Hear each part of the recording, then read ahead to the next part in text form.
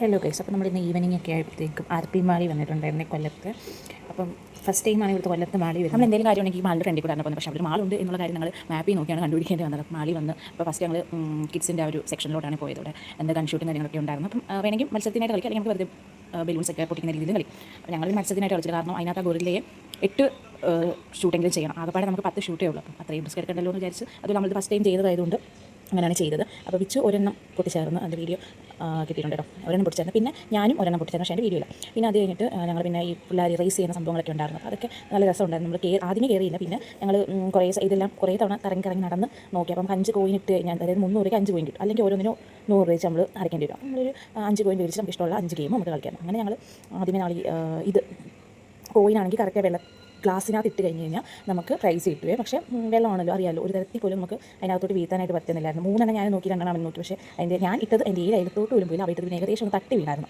പിന്നെ നമ്മൾ ഈ റേസിനകത്താണ് കയറിയത്. കുഴപ്പമില്ലായിരുന്നു, നല്ല എക്സ്പീരിയൻസ് ആയിരുന്നു.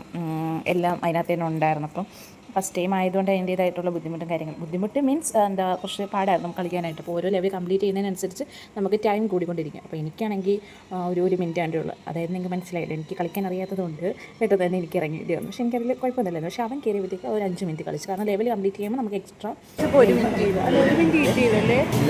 ഇല്ല, അവൻ കളിച്ചപ്പോൾ 3 മിനിറ്റ് കിട്ടി. തോക്കുന്നതിനനുസരിച്ചിരിക്കും. അതിൻ്റെ കഴിഞ്ഞിരിക്കുന്നു. ഇനി നമുക്ക് ബൈക്കിലോട്ട് വിടിക്കാം.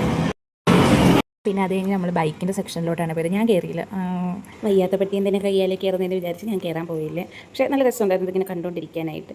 പിന്നെ അതൊക്കെ കഴിഞ്ഞിട്ട് പിന്നെ നമ്മൾ ക്യാച്ച് ചെയ്യുന്ന, അതായത് ഈ ആരോ നമുക്ക് എവിടെ വന്ന് നിൽക്കുന്നു അത് എന്താണ് പ്രൈസ് കിട്ടും. പക്ഷേ അതിൽ നിന്നൊന്നും തന്നെ കിട്ടിയില്ല. പിന്നെ നമ്മൾ അടുത്ത സെക്ഷനിലോട്ട് പോയി, അടുത്ത കോയിൻ വെച്ച് ഇരുന്ന് നോക്കി. പക്ഷേ അത് കിട്ടില്ല എന്ന് പറഞ്ഞായിരുന്നു. കാരണം നല്ല വിഷമം തോന്നി. പിന്നെ ഞങ്ങളുടെ വിഷമം കണ്ടിട്ട് അവിടുത്തെ പിള്ളേരാണെങ്കിൽ ഞങ്ങൾക്ക് എക്സ്ട്രാ കോയിൻസ് ഇട്ട് തന്ന് കളിപ്പിച്ചു. പക്ഷേ എന്നിട്ട് ഞങ്ങൾക്ക് അത് കിട്ടിയില്ല, ഭാഗ്യമില്ല.